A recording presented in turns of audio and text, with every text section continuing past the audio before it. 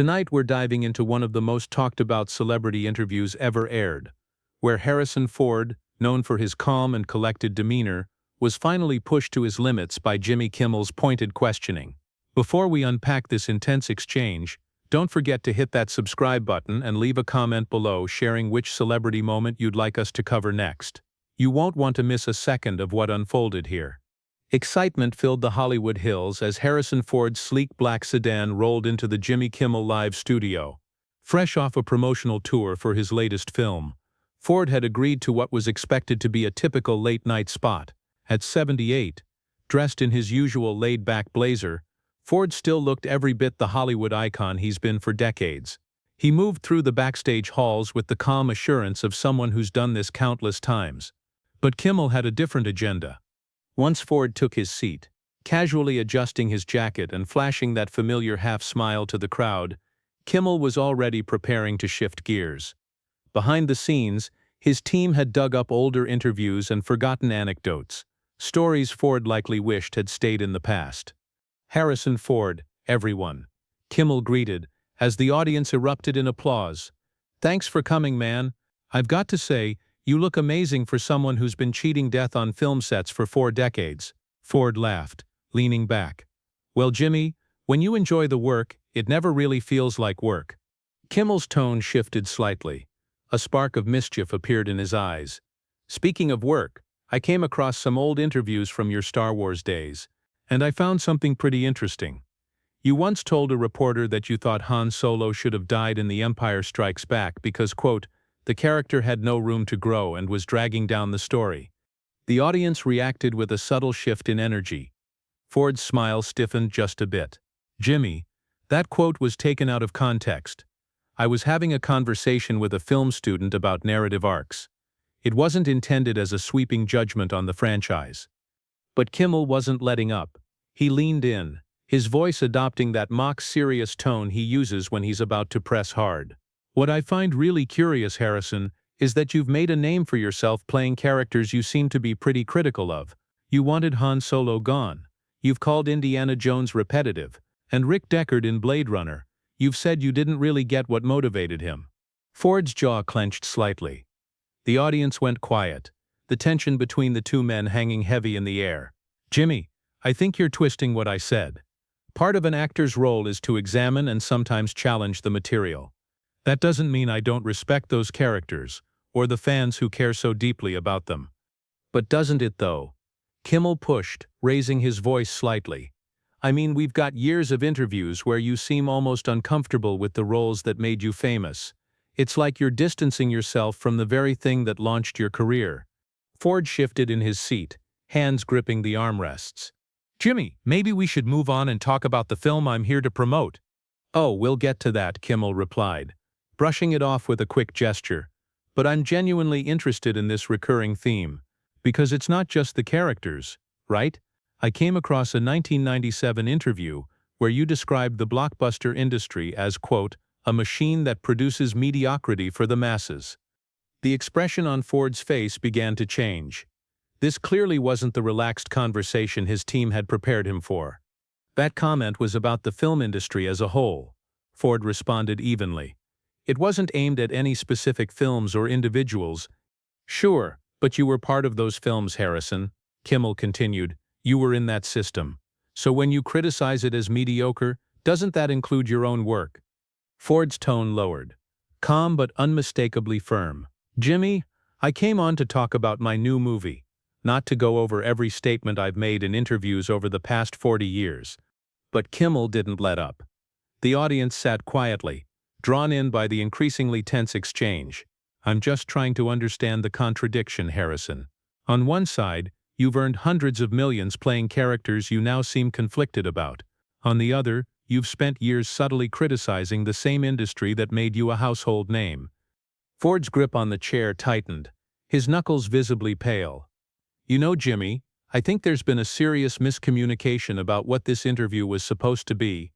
"No, this is exactly what it was always going to be," Kimmel replied sharply, his voice rising. "You come on these shows and repeat the same lines about craft and process, but you never really address your career's contradictions. What contradiction? Ford asked, his voice cold and deliberate.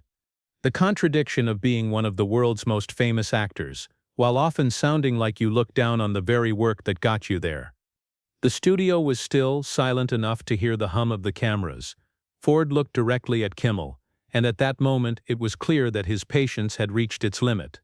"You want to talk about contradictions, Jimmy?" Ford said, his voice cutting through the silence. "Let's talk about that. You've built your career making jokes at the expense of people who actually create, people who take risks and put themselves out there. What have you built other than a platform to criticize others for doing what you've never done?" Kimmel's confident expression slipped briefly, though he quickly regained his composure. "I create entertainment, Harrison. I do comedy. I make people laugh." "Do you?" Ford leaned in, his tone steady and serious. "Because from where I'm sitting, it seems like your comedy often relies on making fun of others. There's a difference between humor and mockery, and you don't always seem to know where that line is." The audience was fully engaged. This wasn't the composed, diplomatic Harrison Ford they were used to. This was direct and unfiltered. "Oh, come on," Kimmel said with a nervous laugh, trying to brush it off. "You're one of the most successful actors in history. You really think a few jokes are going to upset you?" "This isn't about jokes, Jimmy. It's about respect. And that's something you appear to lack." "Respect?" Kimmel's voice wavered slightly. "You want to talk about respect? You've spent your career acting like the roles that made you a star were beneath you. Like you're some highbrow actor who just happened to land in action films. Meanwhile, people across the world love those characters, and you act like they don't matter." Ford's gaze sharpened. "I've always appreciated the fans, and treated them with respect. But there's a difference between respecting fans and pretending every decision was brilliant, every script flawless, and every film a masterpiece." "But that's exactly my point," Kimmel argued, his tone rising. "You can't take the money and fame, then spend years distancing yourself from what got you here." "I'm not distancing myself," Ford replied firmly. "I'm being transparent about how the creative process works. I'm treating the audience like adults, people who understand that not every film set is perfect, and actors sometimes have honest disagreements or doubts." "But don't you go further than that?" Kimmel pressed, his tone now harsher, dropping any trace of humor. "You've said in countless interviews that blockbuster films don't meet your standards, that they fall short of your artistic expectations. Then point out a single interview where I said that," Ford challenged. "I don't need to pull up quotes, Harrison. Everyone watching knows what I'm talking about. The eye rolls when Star Wars comes up, how visibly uncomfortable you seem discussing Indiana Jones, and how you only seem genuinely excited when talking about your smaller, more serious work." Ford stood up now, leaning over Kimmel's desk. "You know what your real issue is, Jimmy? You think you can judge someone's entire career based on a few edited clips or quotes taken out of context? You believe you can condense 40 years of work into a handful of sound bites that suit your storyline. I think I can tell when someone's being insincere," Kimmel responded, rising to meet Ford's energy. "And honestly, you've been faking it for years. Pretending to care, pretending to be thankful, pretending to be humble."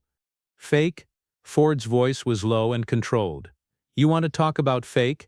This entire setup is fake. You invited me here under false pretenses, hit me with ambush questions, and now act like I'm the problem for not playing along."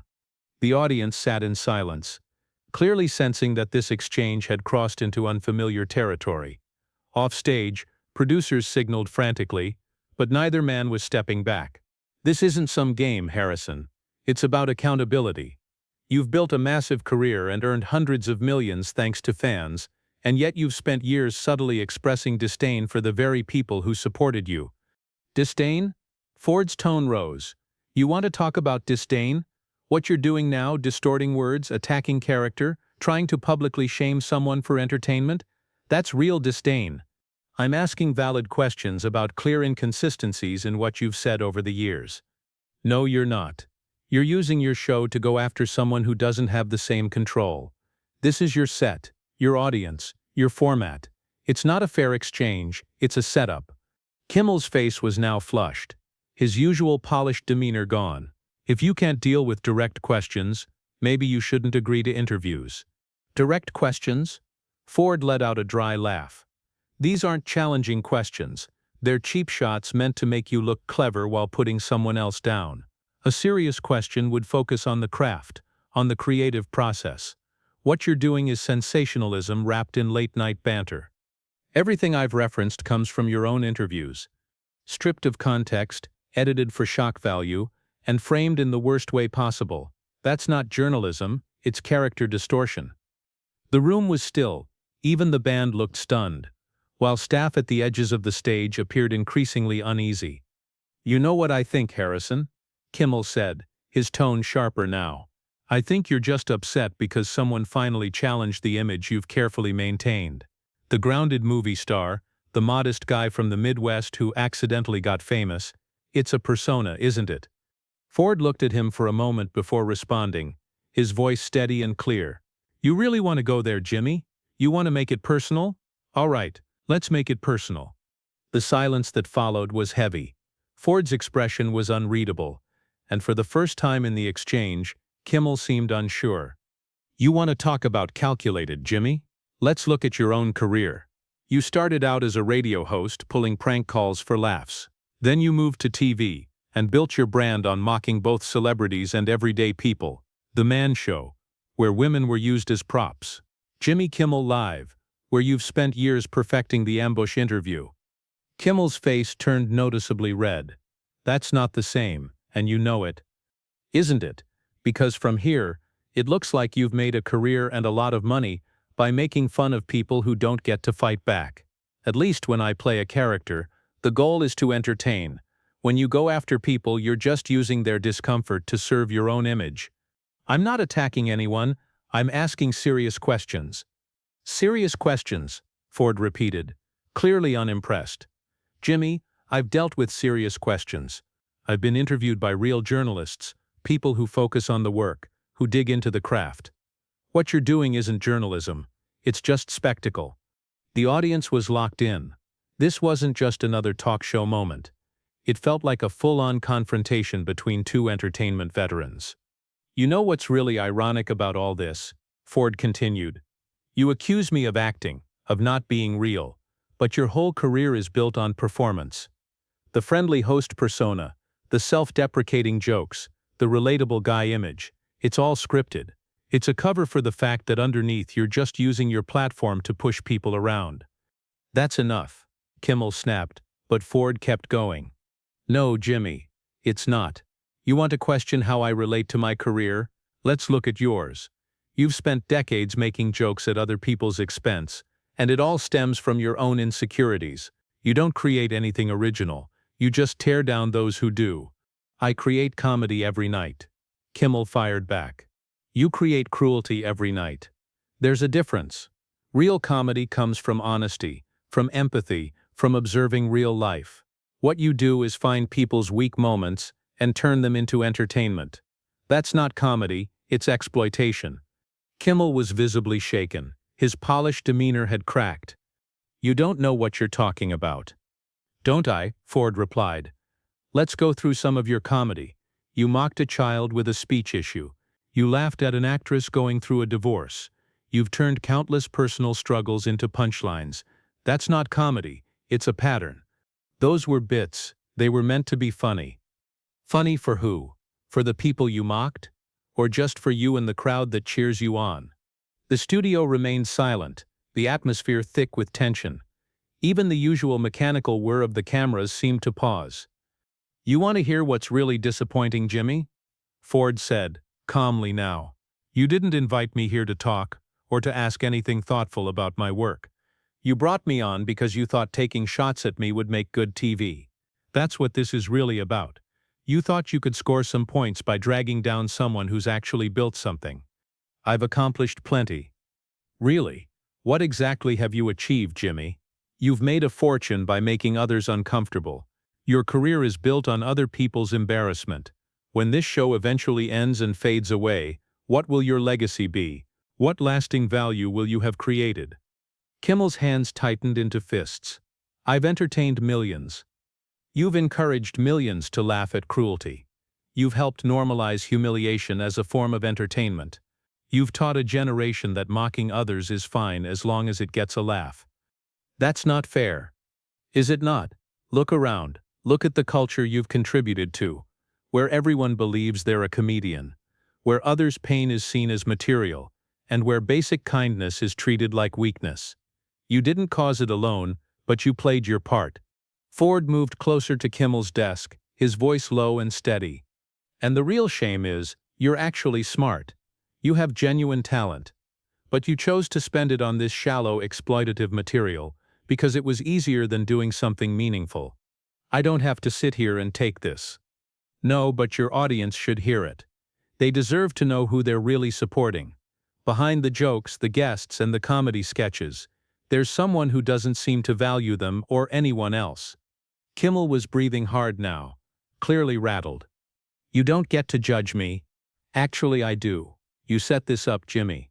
You brought me on under false pretenses, then blindsided me with questions attacking my career and character. And you did it with that smug grin like you were performing some kind of public service. Well, here we are. You got your clash. Satisfied? They stared at each other across the desk, all pretense of polite conversation gone. You know what your problem is, Harrison? Kimmel said, voice shaking. You just can't handle someone finally challenging your image. You've spent so long being treated like Hollywood royalty, you've forgotten what it means to be called out. Called out? Ford scoffed. I've been pushed by directors, critics, audiences, by the work itself. I've worked with people who cared about quality and depth. People who expected more than just a reaction. What you're doing here isn't challenging, it's just cheap. Maybe you need to hear it. And maybe you need to grow up. The words hit Kimmel hard. His expression shifted from pale to flushed, and back again. Grow up. I host one of the top-rated shows on TV. Success doesn't equal maturity, Jimmy.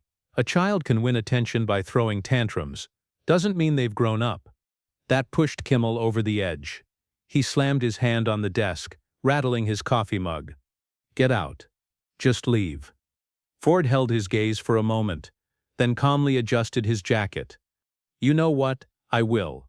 He turned toward the silent crowd, his tone steady and composed despite the tension. Ladies and gentlemen, I'm sorry you had to witness this. You came here for entertainment, but instead, you saw what happens when someone confuses cruelty with comedy. Then he faced Kimmel once more. Jimmy, I hope one day you learn the difference between being funny and being hurtful. For your sake, and for everyone who works with you. And with that, Harrison Ford left the Jimmy Kimmel Live stage, bringing to a close one of the most unforgettable moments in late-night television. The audience sat in complete silence as Kimmel remained behind his desk, his reputation possibly shaken, all because he tried to challenge a Hollywood legend and underestimated what that meant.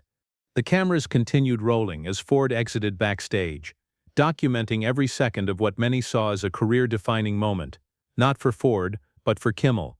In trying to spotlight what he believed were contradictions in Ford's public image, Jimmy Kimmel may have ended up revealing something far more uncomfortable, that behind the jokes and the hosting charm is someone who built his success on others' discomfort, and when finally confronted, had only anger to offer in return.